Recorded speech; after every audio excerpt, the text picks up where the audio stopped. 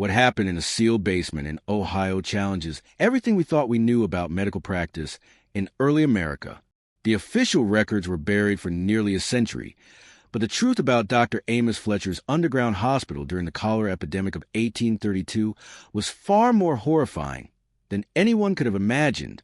This story is only for those brave enough to confront the darkest chapters of American medical history. When a young businessman from Columbus purchased the abandoned Holloway farmstead outside Marietta, Ohio, several years ago, the real estate agent mentioned something peculiar about the basement. "That section's been sealed off since the 1930s, she said, pointing to a wall of weathered limestone blocks that seemed oddly out of place in the stone foundation. Previous owners never bothered opening it up. What he discovered behind those 91-year-old bricks would force historians to rewrite one of Ohio's most carefully buried secrets. The discovery began with the simple desire to expand a root cellar.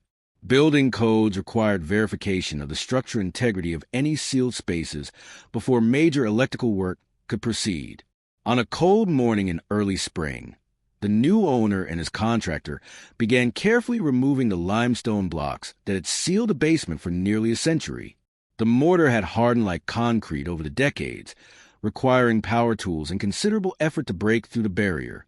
The first indication that something was seriously wrong came from the smell, a musty, organic odor that suggested decades of stagnant air and biological decay.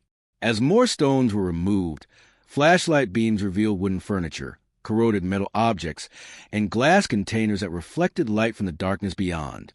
When the opening was finally large enough to admit a person, the owner descended into what would prove to be one of the most disturbing crime scenes in American medical history.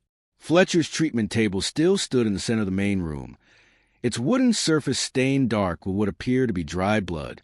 Surgical instruments lay scattered across smaller tables, their metal surfaces corroded but still recognizable as medical tools from the early 19th century. Glass jars that had once contained preserving alcohol-lined wooden shelves, their contents long since evaporated, but leaving residue that would prove significant to investigators. Most dramatically, Fletcher's leather-bound journal lay open on a wooden desk, its pages yellowed and brittle but still legible after nearly 2 centuries. The precise handwriting that documented Fletcher's systematic treatment of patients provided an immediately recognizable record of what had transpired in this underground chamber during the cholera epidemic of 1832. The summer of 1832 brought more than just oppressive heat to the rolling hills of southeastern Ohio. Cholera, the dreaded Blue Death, had crept up the Ohio River from New Orleans, leaving a trail of corpses in cities like Cincinnati and Portsmouth. By July, the disease had reached Washington County, and the small settlement of Marietta, barely 40 years old and home to fewer than 2,000 souls, found itself in the grip of mortal terror. Dr. Amos Fletcher arrived in Marietta that fateful summer with impeccable credentials from the University of Pennsylvania Medical School and letters of recommendation from physicians in Philadelphia. A tall, angular man with penetrating gray eyes and prematurely white hair, Fletcher carried himself with the authority of Eastern medical training in a frontier town where most doctors were little more than barber surgeons or traveling patent medicine salesmen. The Holloway family had settled their 100-acre farm 3 miles northeast of Marietta in 1798, when Ohio was still the Northwest Territory. Thomas Holloway, a veteran of the Revolutionary War, had built the farmhouse with his own hands, using local limestone and timber from his land. By 1832, Thomas had been dead for 5 years, leaving the property to his son Marcus, a quiet man of 32 who farmed wheat and raised cattle with his wife Sarah and their 3 young children. Marcus Holloway was not a man of medicine, but he possessed something Dr. Fletcher desperately needed: a large, cool, isolated basement with stone walls that could be easily cleaned and multiple rooms that could house patients away from the prying eyes of Marietta's increasingly panicked population. When Fletcher approached Marcus in late July with a proposal to establish a private isolation hospital for cholera patients whose families could afford specialized care, Marcus saw an opportunity to earn desperately needed cash during lean farming years. The arrangement seemed straightforward enough. Fletcher would pay Marcus $50 per month, more money than the farm generated in 3 months, to use the basement as a treatment facility for affluent patients from Marietta and surrounding settlements. What the Holloway family didn't know was that Dr. Amos Fletcher had been quietly dismissed from his position at Pennsylvania Hospital 6 months earlier for irregular practices and experimental procedures not sanctioned by the medical board. Fletcher's obsession with finding a cure for cholera had led him down increasingly dark paths, including unauthorized experiments on charity patients who had died under his care. His departure from Philadelphia had been arranged quietly, with sealed letters and hushed conversations in university corridors. The first patients arrived at the Holloway farm on August 15, 1832. Jacob Whitman, a prosperous grain merchant, brought his 22-year-old daughter Elizabeth, who had begun showing the telltale signs of cholera, violent stomach cramps, explosive diarrhea, and the bluish tinge to the skin that gave the disease its terrifying nickname. Fletcher assured Whitman that Elizabeth would receive the finest care available west of Philadelphia, treatments based on the latest European medical theories that were simply unavailable in Marietta's crude public hospital.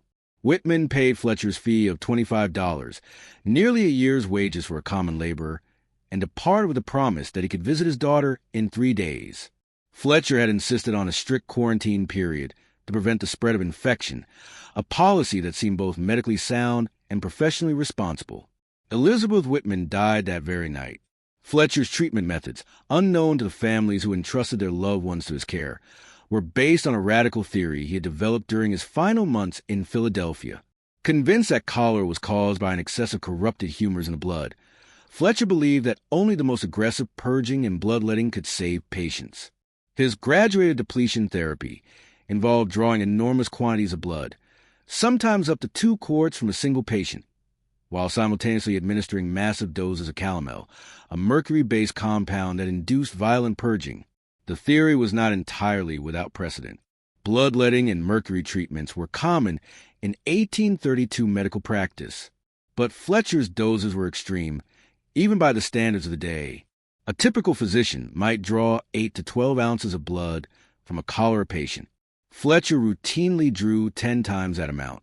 Where other doctors administered calomel in grain-sized doses, Fletcher's therapeutic doses contained enough mercury to poison a healthy man. Fletcher kept meticulous records of his treatments, documenting each patient's response in the leather-bound journal that investigators would discover nearly 2 centuries later. Patient exhibits typical choleric symptoms upon admission. Fletcher wrote of Elizabeth Whitman, commenced graduated depletion at 2 p.m. with initial bleeding of 24 ounces. Patient's pulse weakened but complexion improved. Administered 15 grains calomel with laudanum. Second bleeding of 20 ounces at 6 p.m. produced marked improvement in humoral balance. Patient resting comfortably. Third bleeding scheduled for midnight to complete initial purification cycle. What Fletcher described as marked improvement was actually a progressive weakening of a young woman whose body was being systematically drained of its ability to fight disease. Elizabeth Whitman died not of cholera, but of acute blood loss and mercury poisoning, her body finally succumbing to Fletcher's cure rather than the disease itself. When Jacob Whitman arrived 3 days later to visit his daughter, Fletcher informed him with practiced solemnity that Elizabeth had died peacefully in her sleep after initially responding well to treatment. The disease progressed too rapidly for even the most advanced medical intervention. Fletcher explained, "I'm deeply sorry for your loss, Mr. Whitman. I did everything medical science allowed." Whitman, consumed by grief and grateful that his daughter had at least died under professional medical care rather than in the overcrowded chaos of Marietta's public hospital, paid Fletcher an additional $10 for burial expenses and departed none the wiser. But what happened next would haunt everyone present for the rest of their lives. By September, word of Fletcher's private hospital had spread throughout southeastern Ohio. Desperate families, terrified by the rising death toll in public hospitals where patients were lucky to receive any treatment beyond prayer and crude palliative care, began arriving at the Holloway farm with their life savings and their dying loved ones. Fletcher's Eastern credentials and professional manner inspired confidence in people who had never encountered a university-trained physician. Fletcher had created the perfect criminal enterprise, a clientele whose desperation made them willing to pay any price, a disease whose high mortality rate made deaths unsuspicious, and an isolated location where his activities could proceed without oversight. By October 1832, Fletcher had refined his operation into a grotesquely efficient system. The truth was far more terrifying than anyone could have imagined. Fletcher had begun supplementing his income through even more sinister means. After each patient died, Fletcher performed what he called post-mortem examinations to advance his understanding of cholera's effects on the human body.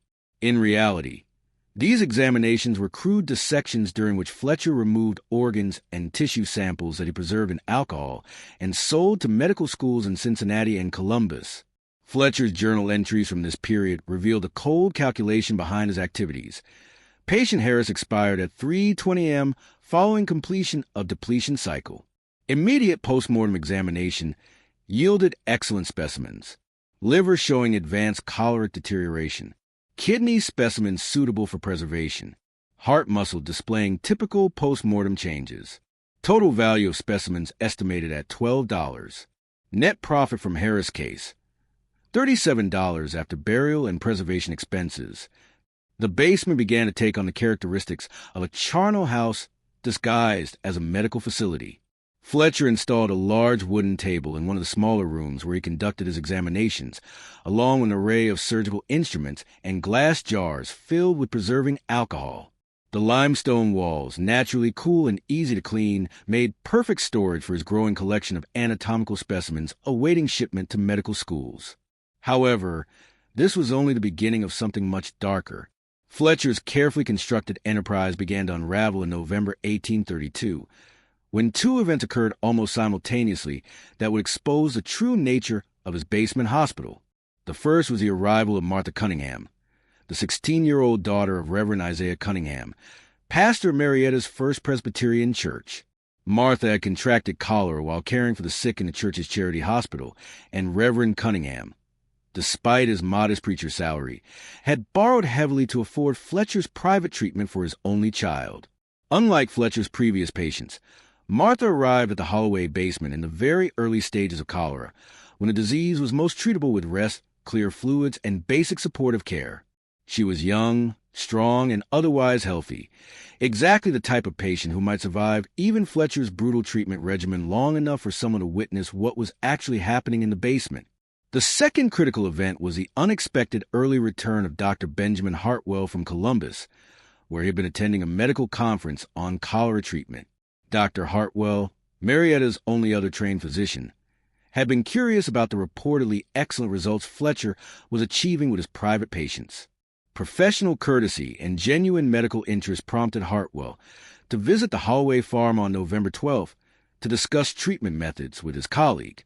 What Dr. Hartwell discovered in the Holloway basement that cold November morning would haunt him for the rest of his life.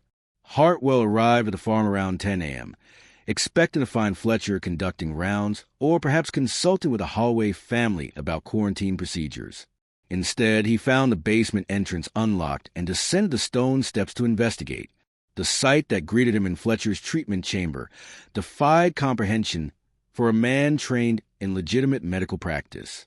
Martha Cunningham lay unconscious on Fletcher's treatment table, her skin waxy and pale from massive blood loss. Beside the table sat two large basins filled with blood, and Fletcher was in the process of preparing a syringe filled with what Hartwell recognized as a lethal dose of calomel. In the corner of the room, glass jars containing human organs floated in alcohol like grotesque museum specimens. "Fletcher," Hartwell called out, his voice echoing in the stone chamber. "What in God's name are you doing to this child?" Fletcher spun around, his blood-stained apron and wild expression make him look more like a butcher than a physician. For a moment, the two men stared at each other across the unconscious form of Martha Cunningham, the full horror of Fletcher's activities hanging between them like a poison cloud. The confrontation that followed would determine not just Fletcher's fate, but the fate of an entire community's darkest secret. What they discovered challenged every fundamental belief about medical authority and community trust, but the most chilling discovery was still to come. What followed was a heated argument that could be heard throughout the farmhouse above. Fletcher defended his methods with increasing desperation, citing European medical theories and his own clinical observations. Hartwell, appalled by what he was witnessing, demanded that Fletcher cease treatment immediately and allow him to examine the other patients. The argument ended abruptly when Hartwell discovered that Martha Cunningham was Fletcher's only living patient. The other beds in the basement were empty, their occupants having died under Fletcher's care and been buried in the growing cemetery behind the farmhouse. "Where are your other patients?" Hartwell demanded. Fletcher's response was delivered with chilling matter-of-factness. "Unfortunately, they succumbed to the advanced stages of cholera infection before my treatments could take effect. The disease is particularly virulent this season." Hartwell's medical training told him immediately that something was terribly wrong. Even during the worst cholera outbreaks, mortality rates rarely exceeded 60% with proper care. Fletcher claimed to be providing the finest treatment available, yet his mortality rate appeared to be 100%. Dr. Hartwell's discovery of Fletcher's activities created an impossible situation for everyone involved. Hartwell faced a moral and professional obligation to expose Fletcher's deadly practices, but doing so would implicate the Holloway family, who had provided the facility, and potentially destroy the reputations of the families who had paid for Fletcher's services. In the small, tightly knit community of Washington County, scandal could destroy lives as surely as disease. The families who had entrusted their loved ones to Fletcher were among Marietta's most prominent citizens, merchants, craftsmen, and landowners whose social standing depended on their reputation for good judgment and moral character. To admit they had been deceived by a charlatan would bring shame that could last generations. The men who gathered in the Holloway farmhouse that afternoon represented the power structure of Marietta society: Reverend Cunningham, Judge William Putnam, Merchant Samuel Fearing, and banker Nathan Gilman. Each had either entrusted family members to Fletcher's care or had recommended Fletcher to friends and neighbors. Hartwell's revelation of Fletcher's activities hit the group like a physical blow. The respected Eastern physician they had welcomed into their community was revealed as a killer who had systematically murdered their loved ones while charging premium prices for privilege. The basement they were standing above contained evidence of medical fraud, malpractice, and possibly deliberate murder. But Martha Cunningham did not survive. Despite Hartwell's efforts to reverse the damage, she died that evening, her young body too weakened by Fletcher's treatments to recover. Her death in the presence of witnesses finally provided the irrefutable proof that Fletcher's methods were not medicine, but murder. The answer would prove more disturbing than any rational explanation the community could accept. The group of men gathered at the Holloway farmhouse faced a terrible dilemma: how to deal with Fletcher without destroying themselves and their community in the process. A public trial would expose the full scope of Fletcher's activities, revealing that Marietta's leading citizens had been systematically deceived and their loved ones murdered. The scandal would reach far beyond Washington County, potentially destroying the carefully cultivated reputation of Marietta as a civilized, well-governed community. Judge Putnam, despite his personal anguish over his nephew's death, recognized the broader implications of Fletcher's exposure. "If this becomes public," he told the group grimly, "it will destroy not just our reputations, but our entire community. Who will do business with merchants who couldn't recognize a charlatan? Who will trust a judge who recommended a killer to his neighbors?" The decision was made to confront Fletcher privately and demand his immediate departure from Ohio. The evidence of his crimes would be gathered and preserved, but not made public unless Fletcher refused to leave voluntarily. It was a compromise that satisfied no one, but seemed to offer the best chance of protecting the community from further damage. Fletcher, however, refused to cooperate with the plan. Cornered and desperate, he declared that he would rather face public trial than abandon his medical research and flee like a common criminal. He threatened to expose the complicity of the Holloway family and other community members who had profited from his activities, claiming that any attempt to force his departure would result in scandal for everyone involved. The confrontation reached its climax just before dawn on November 13th, when Fletcher attempted to escape through the basement's exterior entrance. Judge Putnam and Samuel Fearing, who had been watching the exit, confronted Fletcher in the pre-dawn darkness behind the farmhouse. What happened next would be debated in whispers for years afterward. Fletcher was found dead at sunrise, his skull crushed by what appeared to be a fall against the stone steps of the basement entrance. Judge Putnam claimed that Fletcher had slipped while trying to flee, striking his head on the limestone blocks. Samuel Fearing supported this account, stating that Fletcher's death was clearly accidental. Dr. Hartwell, examining Fletcher's body, found evidence that suggested a more violent end than a simple fall. But faced with the choice between exposing what appeared to be vigilante justice and protecting the community from further scandal, Hartwell recorded Fletcher's death as accidental trauma resulting from a fall. Fletcher's death solved the immediate problem of what to do with a killer who refused to leave quietly, but it created new challenges for the community leaders who now had to conceal not just medical fraud, but also what appeared to be murder. The basement full of evidence, Fletcher's journal, his surgical instruments, the preserved organs, and the makeshift treatment facility, had to be dealt with quickly and permanently.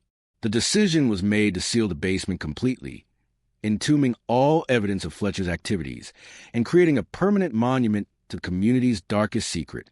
Marcus Holloway, desperate to distance his family from the scandal, agreed to brick up the basement entrance and never speak of what had transpired there. The official story, carefully crafted and consistently told, was that Dr. Fletcher had died in an accidental fall while treating cholera patients in his private hospital. His sudden death had made it necessary to abandon and seal the basement facility to prevent the spread of infection. The patients who had died under Fletcher's care were victims of the cholera epidemic, nothing more. Marcus Holloway used locally quarried limestone to build a wall, sealing the basement entrance and making it appear that the space had always been separate from the main foundation. He planted ivy around the exterior entrance and allowed it to grow over the stones, creating the impression that the sealed area had been abandoned for many years. Within a year, the only physical evidence of Fletcher's activities was the sealed basement itself, hidden behind a wall of limestone and silence. The secret of the Holloway basement passed from Marcus to his son Thomas, and from Thomas to his son Robert. Each generation of Holloways maintained the sealed basement as they had inherited it, understanding that opening it would resurrect a family shame too terrible to confront. As decades passed, the cholera epidemic of 1832 became a distant memory, recalled only in church records and cemetery headstones. Dr. Fletcher's reputation, carefully preserved by the cover-up, actually improved with time. He became remembered as a heroic figure who had brought advanced medical knowledge to the frontier and died, tragically, while treating the sick. Several Marietta families named sons Amos in his honor, and the town's medical society established a small scholarship in Fletcher's memory. By 1900, when the original witnesses to Fletcher's activities had all died, the sealed basement had become simply an architectural curiosity, a space that served no purpose but was too expensive to excavate and renovate. Through the 20th century, the Holloway Farmhouse changed hands multiple times as agriculture in southeastern Ohio gave way to suburban development and industrial activity. Each set of owners noted the sealed basement, but assumed it was a result of structural problems or water damage. No one thought to investigate what lay behind the limestone wall. When the contractors finally broke through the barrier that Marcus Holloway had erected in November 1832, they found Fletcher's basement laboratory preserved exactly as it had been left nearly 2 centuries earlier. The cool, dry conditions had maintained not just Fletcher's equipment and furniture, but also his detailed records of systematic murder disguised as medical treatment. The investigation that followed revealed evidence that exceeded even the darkest suspicions about 19th century medical practice. Analysis of the preserved materials provided conclusive proof that Fletcher had systematically killed his patients through deliberate medical malpractice, confirming the accounts recorded in his journal. Testing of residue found in Fletcher's medicine bottles revealed mercury concentrations high enough to kill a healthy adult within hours. Blood stains on Fletcher's equipment showed evidence of multiple individuals, suggesting that the basement had been used to treat far more patients than the journal documented. Most disturbing, examination of the area behind the farmhouse revealed evidence of at least 12 human burials, indicating that Fletcher's victim count exceeded even his own careful records. The historical investigation that followed the basement's discovery transformed understanding of medical practice in early Ohio and raised serious questions about how Fletcher's crimes had been concealed for so long.